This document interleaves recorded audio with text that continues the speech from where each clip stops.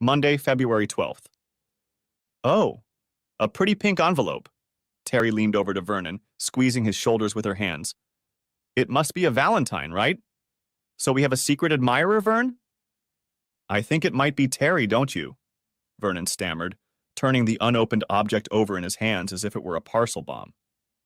I thought it was some kind of birthday card, but my birthday isn't for another month. The front clearly says, to Vernon Harrison, and is double underlined, so it's definitely for you, Vern. He had only been introduced to Terry last week, Wednesday or Thursday. He didn't know exactly, so he barely knew her, but she acted very familiar. No one calls me Vern, he thought. I must be boss, although it sounded strange even to himself.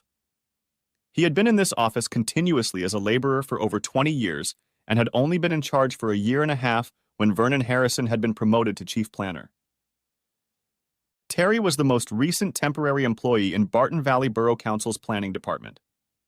They were so short of qualified planners that they usually had at least 3 temporary staff working part-time, doing most of the non-technical but still necessary work to keep the wheels turning, such as sending out standard letters to applicants, neighborhood residents, and professionals that varied with each planning application. Human Resources, under the direction of the fierce and fearsome Mrs. Hilda Brankstone, picked up temporary staff whose numbers were constantly changing. Terry, he thought, not remembering her middle name, must be a mother with a young child or children at school because she only worked from 10 a.m. to 2 p.m. Monday to Friday. He assumed she was in her early 20s, meaning she was almost half his age. She was young enough to be his daughter, although his twin girls were in their 20s, and they attended 2 different universities, Bristol and Newcastle, which meant that there was a lot of driving involved, picking them up and dropping them off at the beginning and end of term. This job had started last October, and he knew that for the next 3 years it would be largely down to him rather than his busy wife Denise, who is currently mayor of Barton Valley Borough. Terry was very attractive, Vernon thought, of medium height. It looks like it's handwritten, Vernon muttered, but I don't recognize the handwriting. That's what confused me at first, Terry, because I thought, who would send me a birthday card at this time of year? My birthday is at the end of March. Easter is 6 or 7 weeks away, and our wedding anniversary is in June. I didn't even think it could be a Valentine's Day card. I don't think it's handwritten. Really? Vernon pulled it closer and took off his reading glasses. I can't tell. I mean, it's blue ink, not black. Of course, Vern, it's printed on our color printers, she assured him patiently. The letter V is exactly the same as in Vicky's signature.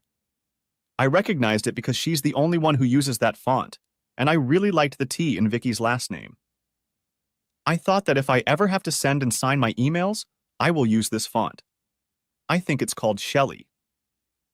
Vernon seemed to brighten up, thinking, Phew, the postcard might still be from Denise, not that I was expecting it. I could use a minimum of complications in my life right now. Guess I'd better get her a card. Go ahead, said Terry, opening it. I want to see what she writes. She? It would be a great loss to us girls if a handsome man like you only got Valentines from guys. I'm a married man, he insisted, releasing his left hand to show her the ring. Happily married, he added for emphasis. Good. Now open this card, mister. We can't have that, can we? Chuckled Vernon. We can't, she asked softly. Her smile faded, her eyebrows raised. Then she smiled again, her eyes crinkling as her deep smiles always seemed to encompass her entire face, and he remarked, No, it's not game time yet, is it, Vern?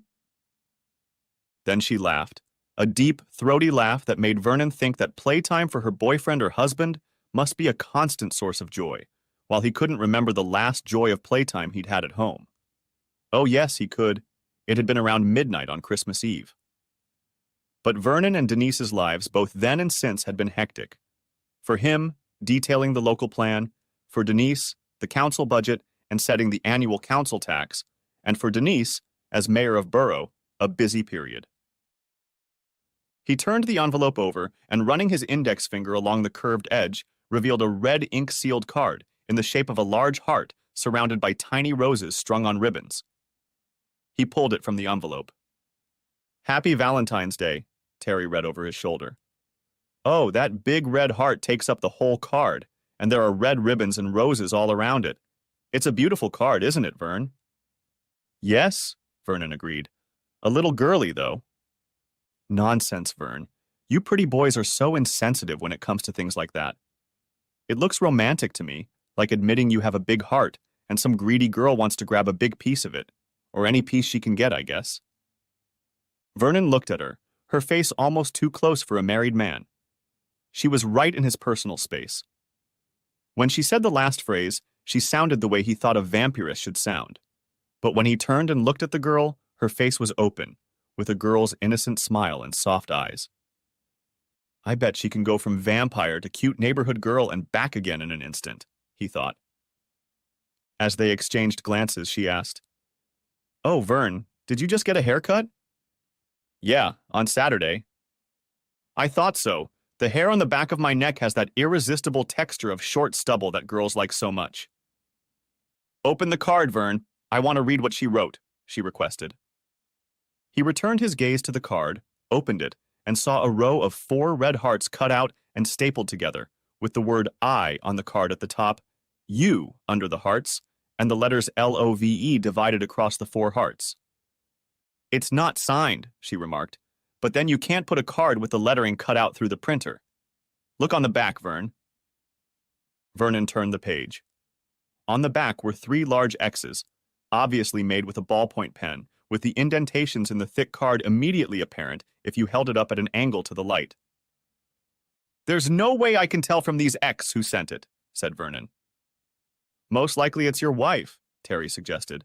Almost certainly. What did you get her for Valentine's Day? I didn't buy her a card or a gift, until, he stammered. We don't celebrate Valentine's Day anymore. No, he thought. They haven't celebrated Valentine's Day in years. Better hurry up, Vern, unless you want to rock the boat back home. It's Monday, and Valentine's Day is this Wednesday. You know that. Well, I know now. Anyway, off to work you go. Oh, sir, Terry giggled, letting go of his shoulder and walking away. When I came in for my interview, HR didn't tell me anything about your department's special incentive system for employees. She sat at a desk 2 rows away from Vernon's desk, and they both looked at each other, smiling. At the desk across from the open plan office, Mrs. Vicky Talbot and Miss Julie Kavanaugh were watching with interest. Vernon and the new girl, that's a twist in the book, Julie commented. She's a clever girl, that Terry girl, only 2 days here, and already she's realized that Vernon's bitch wife is openly having fun with that creep Harry Cox. Denise wants to keep her affair quiet while it lasts. Terry seems to know what's going on and is propositioning him to pick up the pieces when he finally finds out. For an old man, he's in good shape. He's in a rowing club, races on the river bar on Sundays. Is the new girl single, married, or separated? Do you know? I found out directly from her on Friday at the ladies. She's a single mom, dresses up and wears a fake wedding ring just to fight off men at work. She has been working on a temporary basis for years, she said, and has learned well how to avoid wolves. Vernon Harrison is not a wolf. Well, yeah, he's a sweetheart, and he really needs to kick his mayor wife out where the sun don't shine. That Terry is really cute when you get to know her better, and she's so pretty. She lives with her mom, and she has a home gym, Vicky whispered, nodding. She has a baby at home, so she gets up a couple hours early, exercises and showers before getting the baby up, fed, dressed, and off to school. She's too young for Vernon, Vic. She only looks about 22. She must be about 30 or a little less, Jules. Her kid is 9 years old. He's in 4th grade, same year as my youngest. She's pretty, Julie sighed. Yeah, poor cutie. He doesn't even realize he's being played with by women on both sides. Well, he's not my type, Vic. Too old and too quiet, but he's a really nice guy. Too nice for anyone to tell him that his bitch wife has been giving him horns for months now. Yeah, he's bound to find out someday. But after 20-plus years of living with his wife and their twin girls, breaking up with them would break the poor guy's heart. As Vernon drove home after work, he checked the yellow note he had taped to the steering wheel to remind himself to buy a card for Denise for Valentine's Day. He tried to remember the last time they'd exchanged cards at Cupid's Feast, but decided it had been several years ago. The corner store near the house was still open when he drove up to it, and he checked to see if they had any cards. There wasn't much choice. Even the most expensive postcards weren't as pretty as the one he'd gotten. He bought one of the more expensive ones just in case, but decided on Tuesday to buy a better one in town, where there were several specialty postcard stores downtown. He had to microwave the food left in the refrigerator because Denise, as borough mayor, was scheduled to preside over a late evening council meeting and had left a note magnetically attached to the refrigerator door. Even though the meeting was an emergency, Vernon knew it had been on the council calendar since last Friday. As he relaxed and ate the tasteless food, he was reminded of the Valentine card and his conversation with Terry Jones. Now he finally remembered her last name. She had only started working as a temporary employee for 20 hours a week in the middle of last week. With the planning department needing to produce a local plan containing policies and housing requirements for the next decade in the coming months, all the full-time staff were stretched to the limit, and finding trained planners willing to work full-time was not easy. Therefore, 60 hours a week of additional temporary staff were included in the department's budget for the last couple of years and the next 6 months to bring it down to zero by the end of the next fiscal year. Terry was given the administrative work, updating planning applications, sending standard responses, and various email consultations, etc. She turned out to be excellent on the computer and very easy on the eyes. Denise came in through the kitchen door quite late, about 11:15, and after greeting Vernon, who had come out of the living room to greet her, took off her 3-inch heeled shoes. "Oh, I've been wanting to take these damn shoes off for a long time," Denise smirked. "I've worn them for 14 hours straight, and they've been killing me since the second hour." "You want to rub them on, honey?" Vernon followed her as she dashed down the hallway. "Oh, that's nice, but I need a shower right away. I really stink, and my feet must stink even worse after such a long day. And I'm desperately tired." She just rushed up the stairs to the bathroom to take a shower. "Do you want me to fix you something to eat and drink?" suggested Vernon, coming up the stairs. "No, honey," she called out as she came down the stairs. "We bought some sandwiches for the emergency cabinet meeting on the budget, and after the meeting I had a quick G&T at the Jolly Postman with most of the cabinet members." Tuesday, February 13th.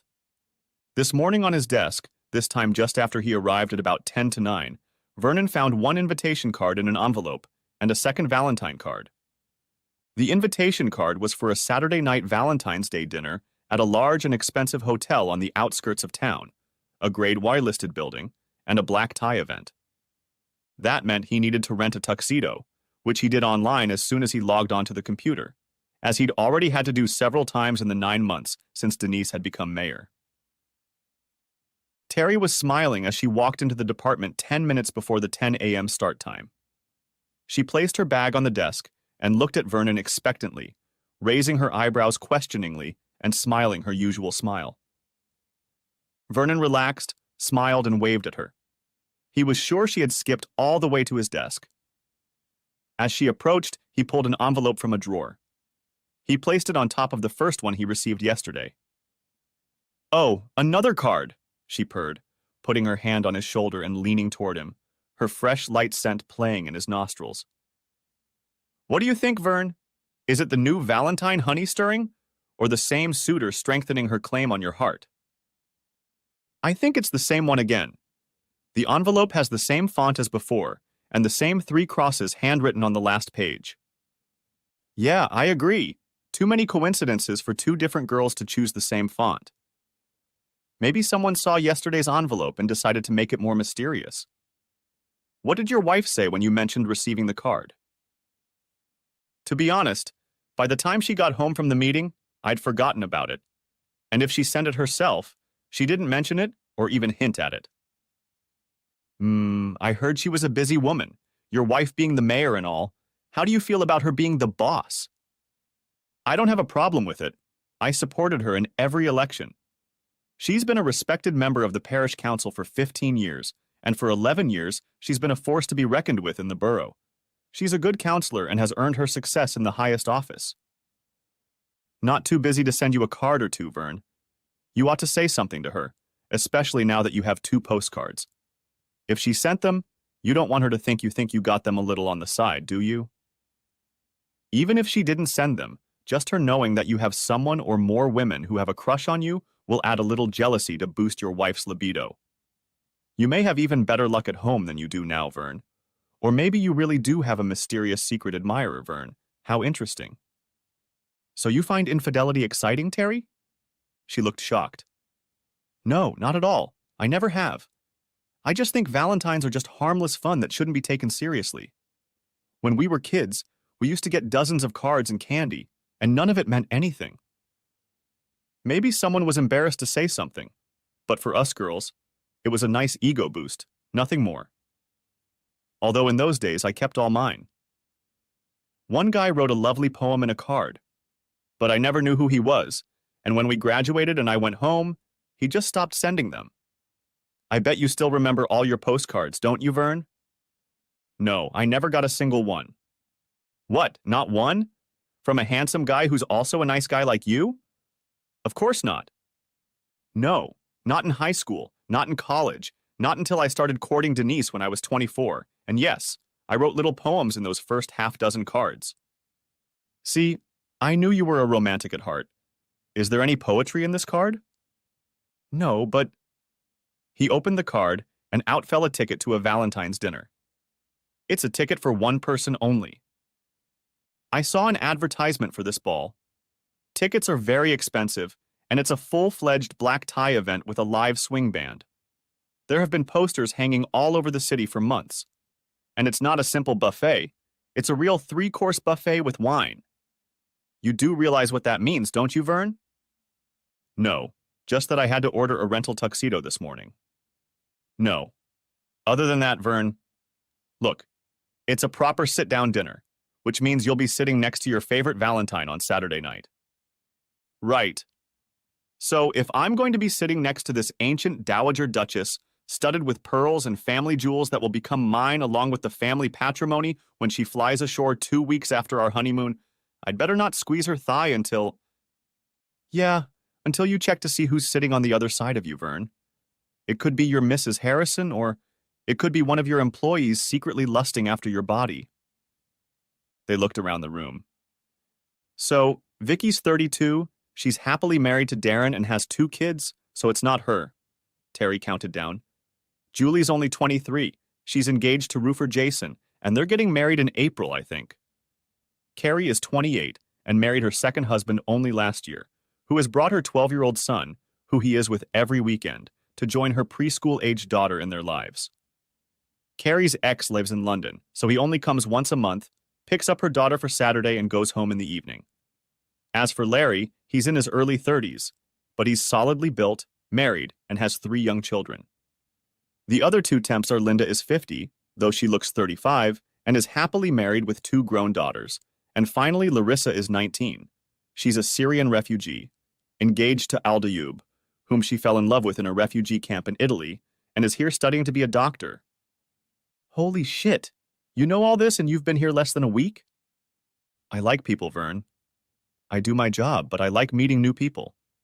I talk to them and, well, they like to tell me about themselves. Ah, for a moment I thought you were just curious. He grinned to ward off unintentional barbs, hoping she'd take his soft hint as a joke. She laughed. See, I told HR you can't be as stuffed as they say you are. Really? No, I'm kidding. They didn't say anything about you at all. Just said that Vicky would be the one to show me the way, because you'd be too busy with your job.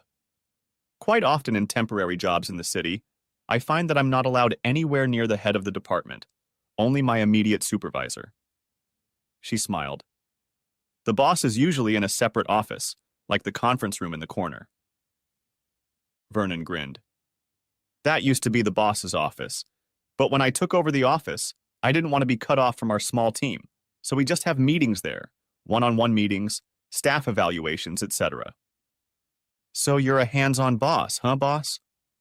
She squeezed Vernon's shoulder, released her grip, and began to move around the desk. Or at least I'm handy and within reach, he replied with a smile. Well, don't forget the card for your wife, Denise, do you? The day is tomorrow, don't forget. I'll get it at lunchtime, he assured her. After lunch, he texted Denise and thanked her for sending him 2 Valentine cards and an invitation. When he got home, he mentioned the single dinner invitation to Denise again and attached the ticket with a magnet to the refrigerator door. Denise stopped stirring and looked at the ticket. Why only 1 ticket, dear? That clearly says only 1 allowed. I was hoping you'd answer that question, dear. I texted you today to let you know that I received a Valentine's Day card yesterday and an invitation and card today, but you didn't respond in any way. I decided that you were my only romantic suitor and that this single ticket was another little tease from you. Honestly, honey, I didn't get a card from you yesterday, and I definitely didn't get a ticket today. And I mean definitely. In fact, I'll be really pissed if you decide to use it this Saturday. You know I'm off to London for this course on Friday and Saturday night. She went back to the pan and stirred it hard enough to get the Teflon coating off. So who's the card-splitting whore? She hissed through clenched teeth. I have no idea. I was talking to one of the girls. Girls? One of the temps, she saw the cards and, well, she was curious. More like curious. Well, she's a woman. I thought you said she was a girl. She snapped back. Well, compared to some of the others in the office, yes, she's just a girl. Only a few years older than our girls, I think. After the frosty dinner, Vernon looked on the internet to see if he could buy another ticket to the ball, just in case Denise decided to drop out of the London course. The site thanked him for his inquiry, but all the tickets had sold out as recently as last week. Anyway, the evening and night continued to be rather frosty, all because of 2 anonymous Valentine's Day cards that separated a couple who had been married for over 21 years. Wednesday, February 14th. Vernon left for work early in the morning, but not before leaving a Valentine's Day card on the kitchen table by the coffee pot he had already prepared for his wife. He took his tea with him in a thermal mug, which he preferred to brew in the morning. When he arrived, there were no employees in the planning department office. However, he found an elegant arrangement of flowers on the desk and a pastel-colored envelope, obviously containing a Valentine's card, which he opened with trembling hands. The envelope was again printed in handwritten script, and the card contained a romantic verse and the customary 3 X's on the back. So whoever had left him those messages must have stopped by the office on Tuesday night. It wasn't Denise. She'd been home all evening. Perhaps, he thought, it wasn't just one person, but a conspiracy. But why leave 3 postcards in a row? He wondered. He laughed to himself. A conspiracy of all the girls in the office couldn't really be worse than stalking one person. I mean, he said almost aloud into the silence of the office, I'm an ordinary guy of 40. In my prime, I didn't even attract attention. And now I'm a middle-aged man with 2 kids in college, an intelligent and attractive wife, and an established lifestyle. The flowers got him thinking, and he ordered a bouquet of flowers to pick up during lunch and take home that evening. There were no mayoral events today, which was another reason he let Denise rest, but he didn't want to risk sending the bouquet home delivered in case she went shopping or something on her free days. When he returned home, he found that his wife had left him a Valentine card that she had signed, and there was a note hanging on the refrigerator saying that she had gone to another meeting related to the neighbors' plan for their ward, a regular monthly meeting that Vernon was well aware of, and Denise had left a meal for him that she had microwaved during the day. He was still wondering if the other cards were from Denise or someone else, because the card she'd left him looked a lot like the cheap one he'd bought Monday at the corner store and rejected as too unsightly compared to the one he'd gotten on Monday. The one he'd left Wednesday for Denise to find was of much better quality than this one. Exhausted from working on the local plan all week and lonely thoughts, he put the flowers in a vase and went to bed before Denise even got home, and was up early again before she got up. Thursday, February 15th. Another Valentine card on my desk. This one had the message printed on it. Valentine's Day wasn't over until the Valentine's Ball on Saturday. Embedded in the card was a printout on branded paper from the swanky hotel where the ball was being held. It was a confirmation of a suite reservation for Saturday night. There was no price on it. It was crossed out, but there was a rubber stamp indicating that the suite had been paid for in full in cash. The card lay on top of a parcel wrapped in gift paper that contained a package of 3 silk boxer briefs. He never wore boxers, always wore jockstraps, and saw no reason to change them. The printed note to the shorts said to wear one and take the other 2 with you, one for Sunday morning and a spare just in case. "Oh, shit! What's going on?" he said aloud to the empty office. "This is getting really scary." All week, Terry had been interested in his cards, his comments on them, and his gifts. Today was no exception. She smirked when she saw the note for the hotel room reservation. "It's definitely the landlady, Vern. Looks like she's going to make sure you're lucky this weekend." Vernon decided not to say anything to her about Denise being away this weekend on a course that was of interest to both members and regular staff. Even Vernon had been briefed on the new data recording regulations that would come into effect in a couple of months. It was important to the mayor, who was responsible for the council's performance in the public eye, that she had a much stricter understanding of the new law, and Denise had told him about her participation in the course over a month ago. So he was sure that the sender of the Valentine, whoever it was not Denise, his loving wife. Everyone else in the office was very busy that day, as Vernon insists that no one in the department work overtime. Work was allocated where necessary to ensure that statutory deadlines and planning application procedures were strictly adhered to, and that other planning matters were dealt with within a reasonable time frame. This is why temporary staff such as Terry were hired, as the pressures of preparing a local plan threatened to jeopardize day-to-day operations. Upon returning home, Vernon found another note on the refrigerator door about microwaving dinner in the refrigerator. It said that Denise had to leave early again for an unscheduled meeting with the developers who were giving a presentation on a potential new apartment complex, so she had left dinner for him and wasn't home to share it with him. "Screw it!" He shouted into the ether and decided to eat at the pub, have a few mugs of ale and then a brandy, or rather a few brandies. When he got home, Denise was already asleep in bed. He put the coffee on and forced himself to drink 2 cups and a pint of water before going to bed. That didn't stop him from feeling a slight headache in the morning. Friday, February 16th. By the time Vernon got up and showered, Denise was already up and dressed. He couldn't stay late or take a sick day at work today. The council's chief executive had scheduled a meeting for 9 o'clock in the morning for all department heads, and Vernon was to attend it to brief those present on the final version of the local plan, which was due to be submitted to the council in 3 weeks' time.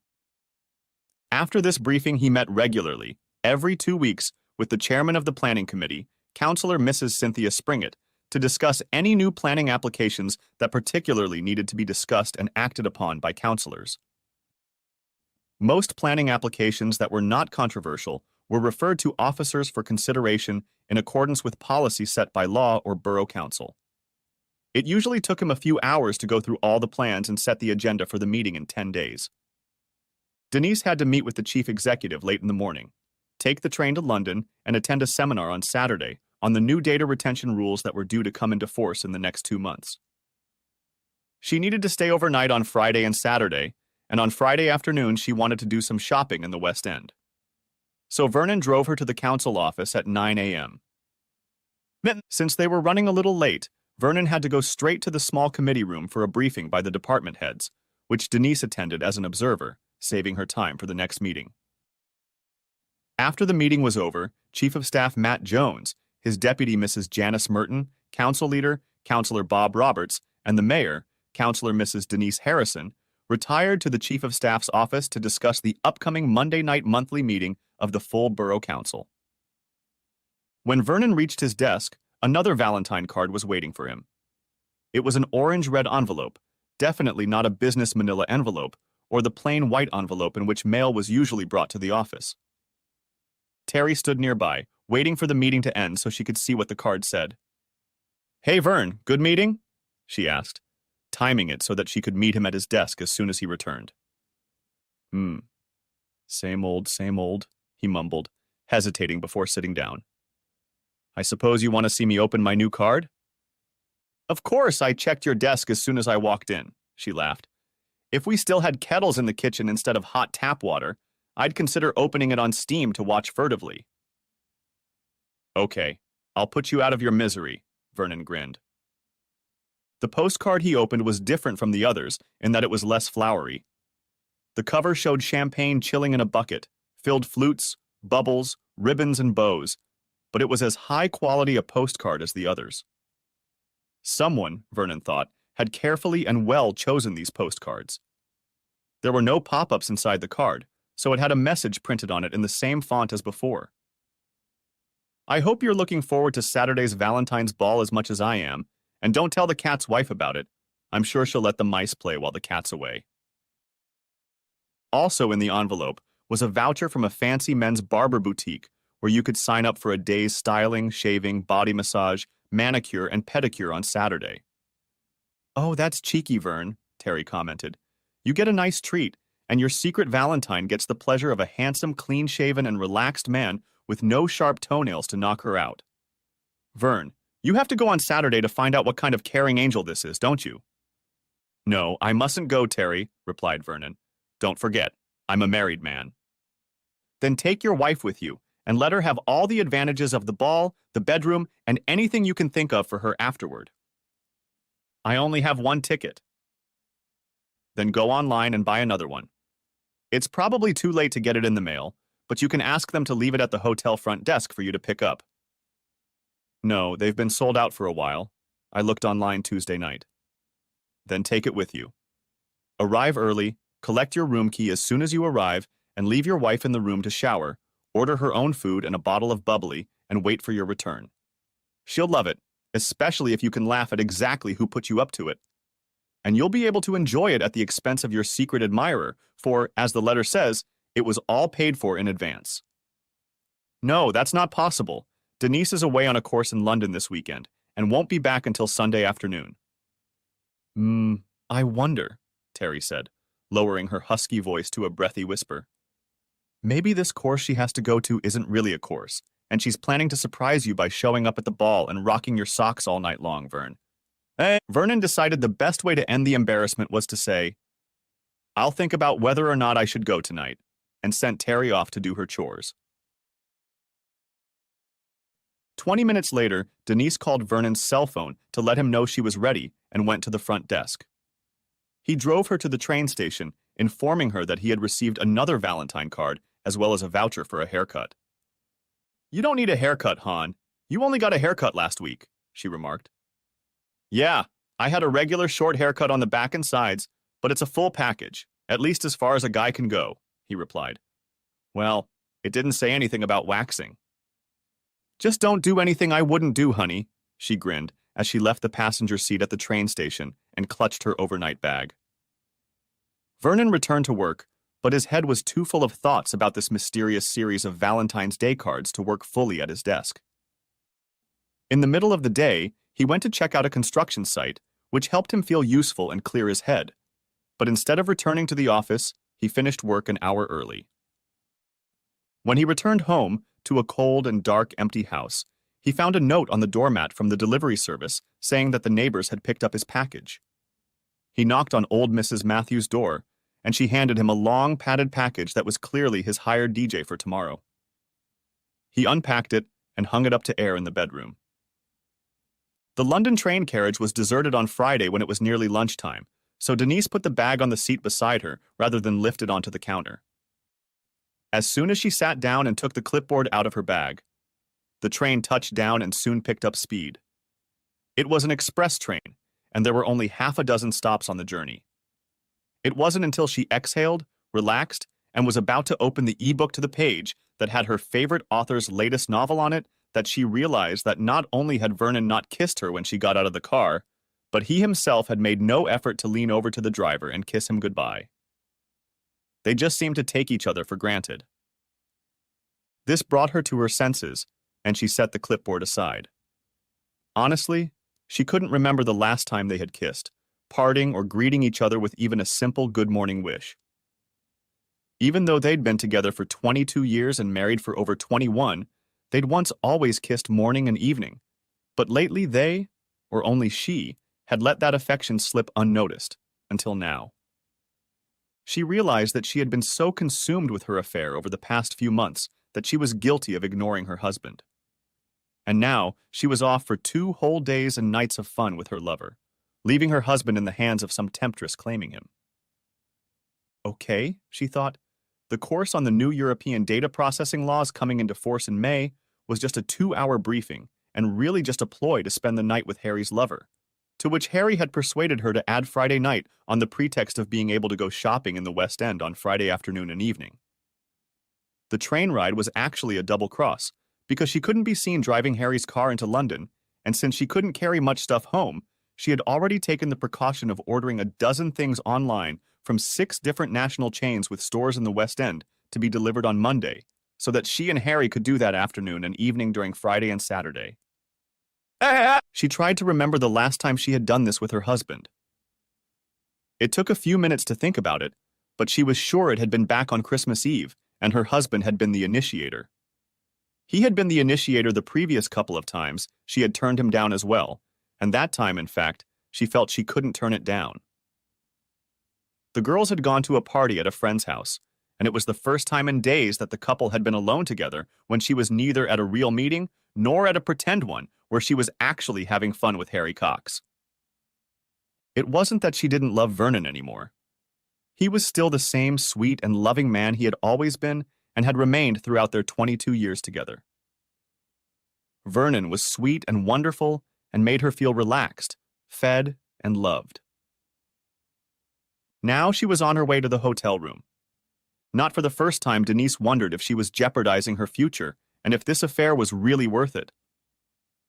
Once Vernon finished working on the local plan and the end of that project was just around the corner, perhaps she should re-establish a relationship with the love of her life. She loved Vernon, at least she thought she did, and when this affair with Cox was over, she knew Harry would replace her with a younger model, and she would happily return to Vernon. She had no illusions about what sort of man Harry Cox was. He was a property developer and a particularly unsympathetic landlord, a big fish in a small pond, often coming to swords with the council's planning and standards committees. Most of the homeless in the borough who slept on the streets were his former tenants. D. Until now, she realized, she had thought that the liaisons with Harry Cox were just extra fun, that she was still giving Vernon the conjugal rights he deserved and was still interested in marriage. Apparently, she realized that she had been seriously neglecting her husband, and now he was being pursued by some rival bitch with those damned Valentines and that Valentine's ball. Maybe, she thought, this weekend should be the finale, so that tonight or tomorrow she could tell Harry that on Sunday it would be over between them and she could concentrate on picking up the remnants of her marriage before she lost Vernon for good. At that moment, the phone rang. Judging by the caller ID, it was Harry, although it was listed on her phone as Counselor 1 Inch in case Vernon ever saw him. "What the hell does he want?" she said out loud. She pressed the green button. "What do you want?" she snapped back. "Hi, honey, did you hit a bad time?" "I'm sorry, yes, I had a few meetings this morning and, well, to be honest, I'm worried about Vernon and those damn Valentines he's been getting." "Oh, those. Yeah, I remember you said he got one the other day." "Whoopee, do it for Vernon. Someone must be pretty desperate to send that wuss a Valentine." "He's not a wuss." "No? Then why are you entertaining me and not this wuss?" Denise suddenly became angry. "Yeah, why me?" "Because you're a Class A and I'm an alpha male." "Listen, sweetheart, I hear you're on your way on the train. I'm just entering the traffic zone, so I'll be at the hotel about the time you get to London. I'll unpack and order coffee and snacks while you get the subway, okay?" "Yeah, okay," she sighed. "I'll see you in about 3/4 of an hour then." Denise checked in and got a second key card, then took the elevator to the top floor of the hotel. As she entered the room, she heard her lover's raised voice talking on the phone in the living room of the suite where she had placed her overnight bag, and then he threw the phone violently against the hotel wall, scattering pieces of plastic across the floor. "What's going on?" she asked, putting a hand on his shoulder to keep him from stepping on the debris. He was barefoot, in his robe, probably already showered and undressed, waiting for her to arrive. He turned to her, purple with rage. It's your feisty husband who caused me to spend thousands on the retirement home I'm building on Osborne Road. He did what? He inspected the site this afternoon to sign off the foundations, and after looking at the excavated earth, he decided we hadn't buried the foundations deep enough. Did you? Well, the standards are too strict, so sometimes we cut corners. Larry in the planning department and his previous boss usually just sign them off in exchange for a favor or two. Oh no, you didn't do that? Maybe so, but I leave it up to the foreman to work from the plans and adapt them as needed.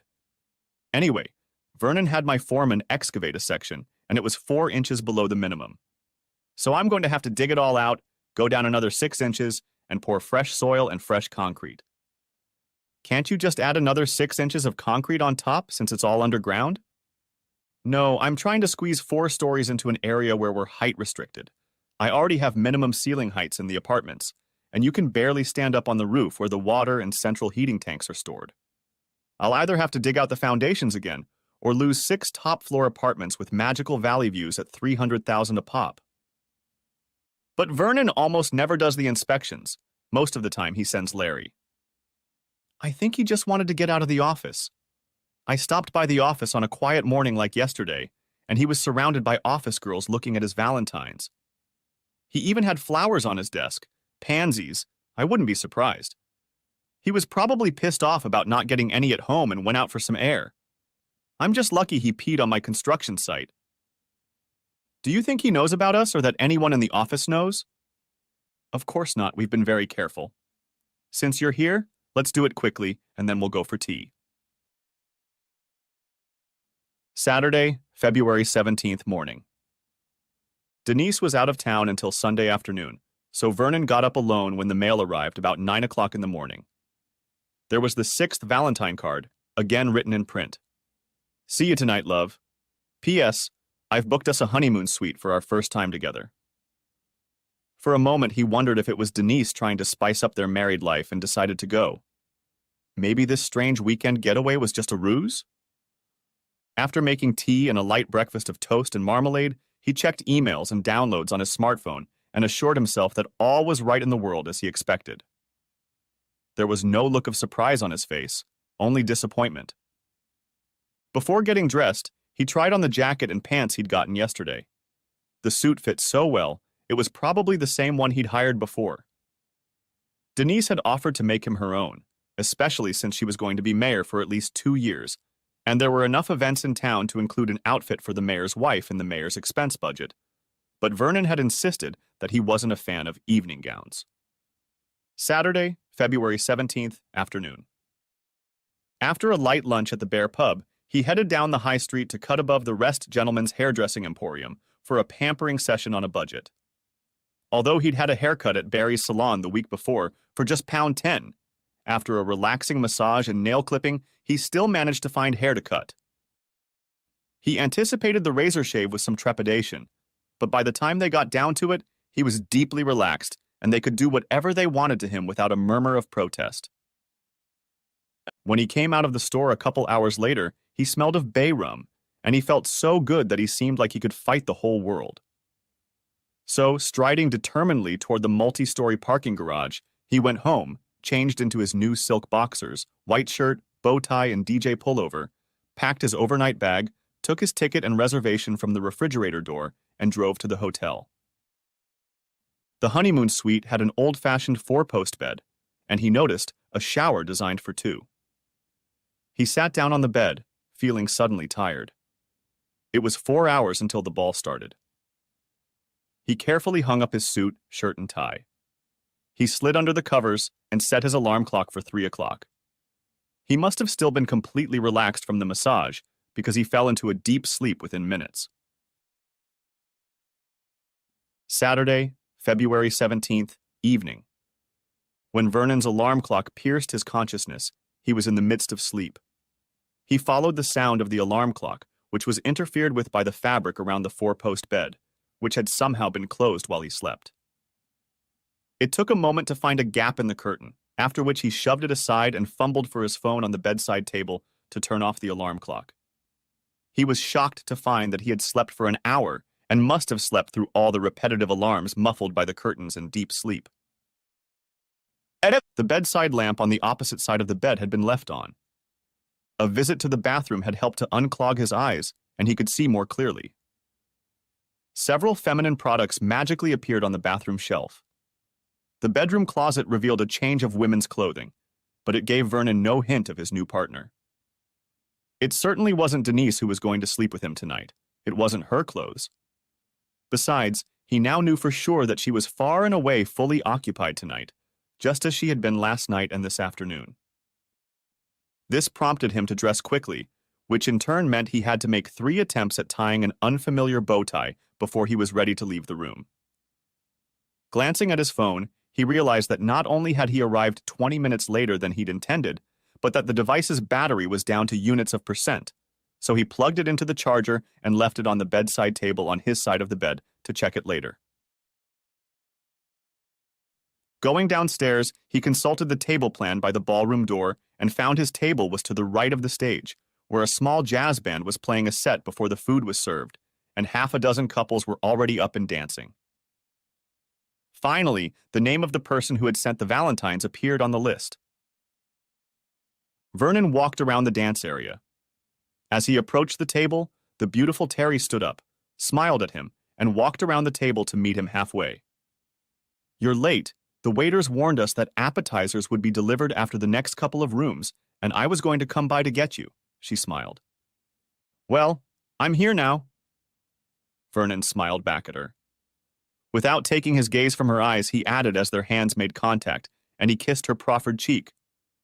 "You look absolutely stunning," after which he looked her over carefully. "Thank you, Vern. You're cleaning up nicely yourself. Are you fully rested yet?" She smiled, answering his kiss with a peck on the cheek. "Yes, I slept with the innocence of a baby. However, I don't think my current thoughts will allow me to sleep in innocence any longer." "Let's dance, Vern," she whispered in his ear, her scarlet lips still close to his cheek. "I need to talk to you, and the walls have ears." And they walked hand in hand to the center of the dance floor as the orchestra started another slow romantic tune, and at that moment, they turned to face each other. "Vern, I need to talk, and you need to listen to me from beginning to end without saying a word or leaving me. Can you do that, honey?" Vernon released his right arm from her grip to wrap his arms around her waist and pull her to him, cheek to cheek, and then move their legs to the beat of the waltz.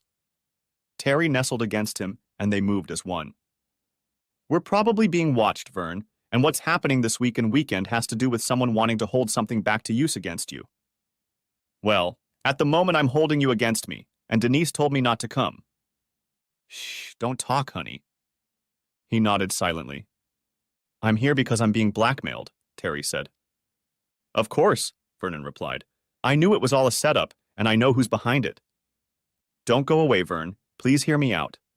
Under normal circumstances, I would be happy to dance with you. You are a wonderful man and too nice for your wife to treat you like this. She's a stupid bitch." She threw her head back and looked him in the eye. "I'm sorry, Vern. I'm so angry about what she's doing to you. To us, that's all.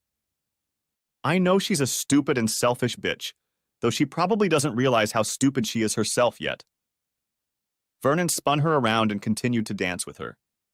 "So why are you being blackmailed, and what exactly are you being instructed to do to me?" "Well, my mom and I are being blackmailed for something we did together years ago. She won't tell me who she thinks the blackmailer is. She says she doesn't know exactly, but they know enough to ruin us both and put her away for years, and me possibly as an accomplice." "I know who it is," said Vernon, his jaw clenched grimly. "You do?" She looked him in the eye. "I wondered if it was your wife trying to set you up, but I suppose you don't usually do that sort of thing." "No, I don't. I've always been faithful. I don't know any other way. I have guessed who it is, and now I have proof. I assure you it's not Denise. She would be terrified of me finding out, so she wouldn't purposely wave it in my face. I suppose he wants more from me than just dancing together. Yes, the bedroom is wired for sound and picture. I've already had a cursory look around, but I don't have a clear idea of what I'm looking for." "There are many ways to record bedroom scenes, Terry. One is a fisheye lens and microphone in an overnight bag with a battery sewn into the lining, operating via Bluetooth on the unfaithful spouse's cell phone and streaming to the cuckold's phone via an app. It can be set remotely or on a timer and responds in real time to noise or movement. There's always the risk of leaving such a device in the closet and having to rely on sound alone, but judging by how quickly my phone's battery drains, I have something for my divorce lawyer to work on. I know you're a lot smarter than me, so I thought you might be able to come up with something. So, to get me off the hook, Vern, I need you to come up to the room with me. I'm going to try my best to seduce you, and you need to fight me off and walk resolutely out of the room, okay? Sure, I can do that, he smiled. But we need to make it look good. I'm going to have to try to make it look like I've tried everything, so I want you to relax, maybe have a drink with me, then kiss and cuddle until I go too far, and you swear you want to stay true to your loving wife. I will try to drag you back in, strip you naked, even apply tears to you, but you must resist and walk away to preserve your innocence while giving the impression that I really tried my best to seduce you. I can do that. He paused. However, if you're not going to make love, why do you need contraceptives in the bathroom? I didn't say I objected to the possibility of us making love, Vern. Contraceptives are a backup in case I misunderstood you and you turned out to be like every other man I've ever gotten close to and took from me what I was forced to give. I've never had a real boyfriend, so I never took birth control pills. I want us to be honest if we're going to trust each other, Terry. I don't want to be hurt, and I don't want you or your mother to be hurt because of any involvement with me. Tell me, why are you being blackmailed? She looked carefully into Vernon's eyes before she spoke, and tears came to her eyes. Yes, Vern, my love, I think I can trust you. I've never told anyone before. You can trust me. I'm going to assume this conversation never happened, including you telling me about your mother. Who is she, by the way? She works in human resources. Hilda Brandstone? Suggested Vernon, and Terry nodded. She must have been helping you lay out the cards. Yes, she did. She was a widow and remarried, and then got divorced abruptly, so she reverted to her ancestral surname of Brankstone after that. That's why we have different surnames, for my father was Corporal John Jones, deceased. What did you and Hilda do that would entail blackmail? My father was in the army, he died overseas, and my mother remarried another soldier, a trusted family friend, she thought. When I was very young, but he treated me terribly. She didn't know or suspect anything. When I dropped out of school, I left home too. I ended up living on the streets and was picked up by a man who turned out to be a pimp. It was good at first, cold, regular food, and an affectionate lover who was kind to me at first. Then he started taking me and other girls under his control to businessmen's parties, lots of parties. He also treated me terribly. I called. The music stopped while the orchestra flipped through the music sheets. All the dancers stood in their seats, and a few other couples walked on to take their places on the floor. It was getting a little more crowded. Terry lowered her voice even more when the music resumed. I once used his phone to call my mom and tell her the best way I could to describe where I was. Mom watched the apartment for a day or two until she knew how things were going and what the pimp's usual habits were, and one morning when he opened the front door, she kicked him back into the room and used the bat to stand in for me. When she saw the state I was in and what he had done to me, I couldn't leave the apartment for days. She did it. We collected all the evidence of my existence, wiped it all up, and left that apartment without regret. In the intervening 9 or so years, no one has ever caught up with us, and Josie and I still live quietly with my mom. But someone had to know who I was, someone who lived here and had recently gotten to know my mom and me. I haven't told anyone this story, Vern, but you're not an ordinary man. You're not going to say anything about what Mom did, are you?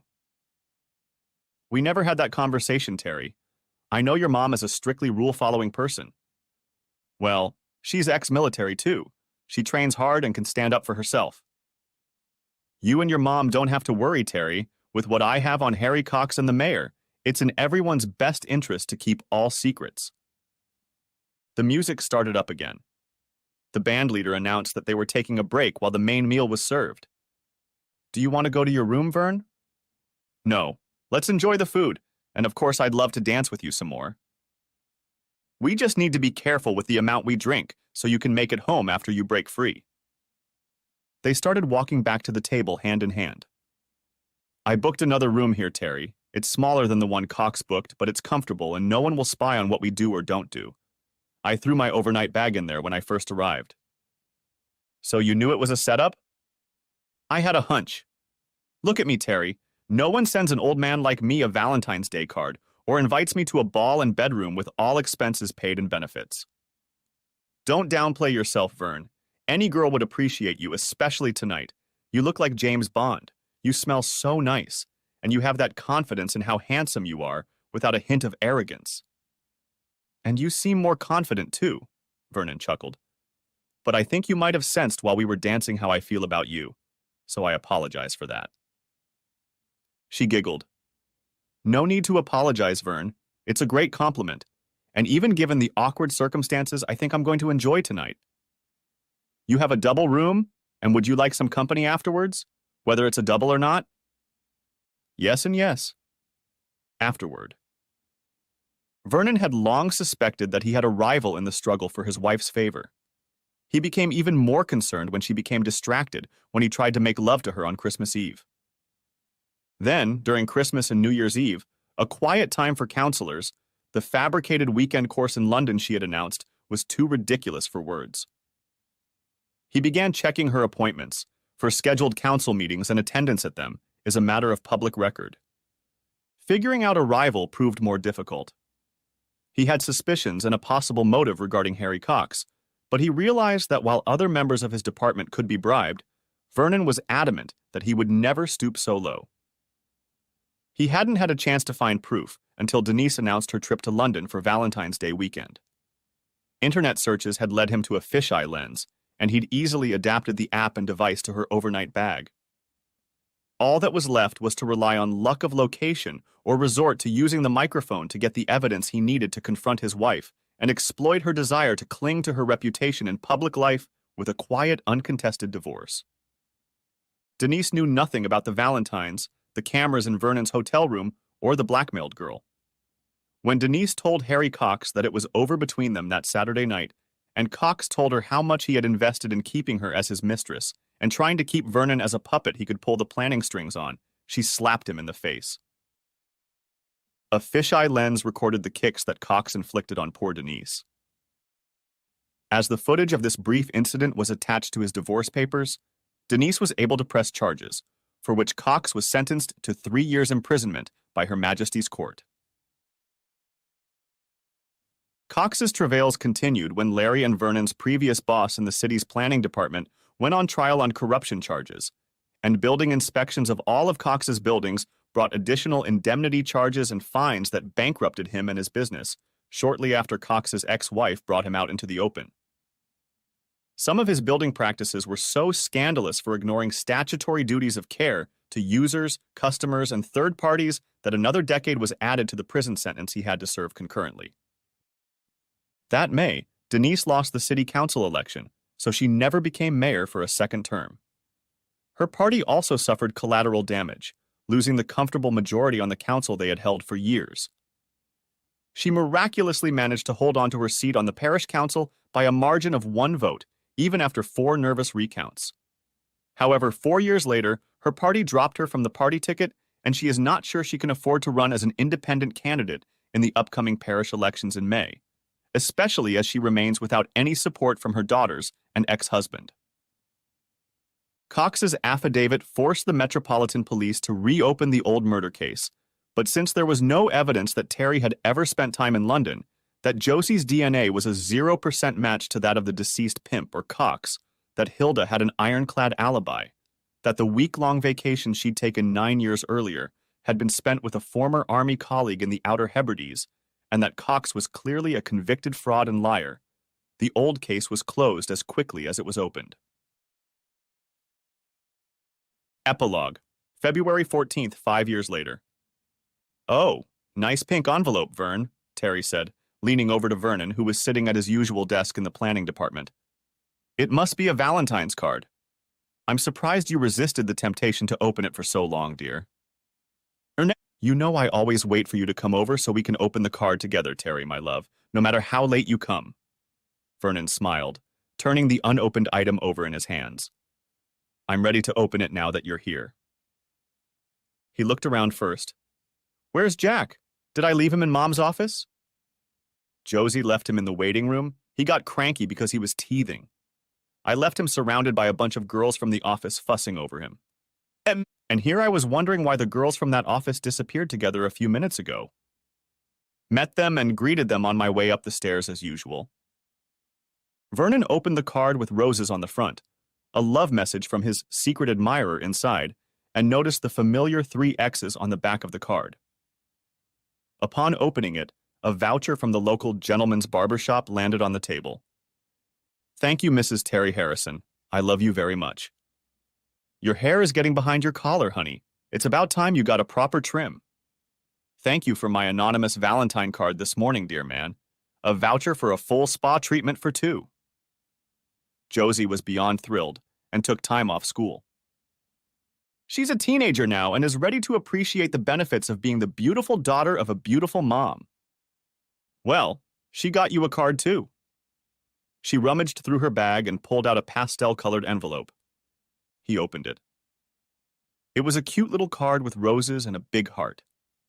The hand-printed card said, "Thank you for being Mom's Valentine," and had too many X's to count.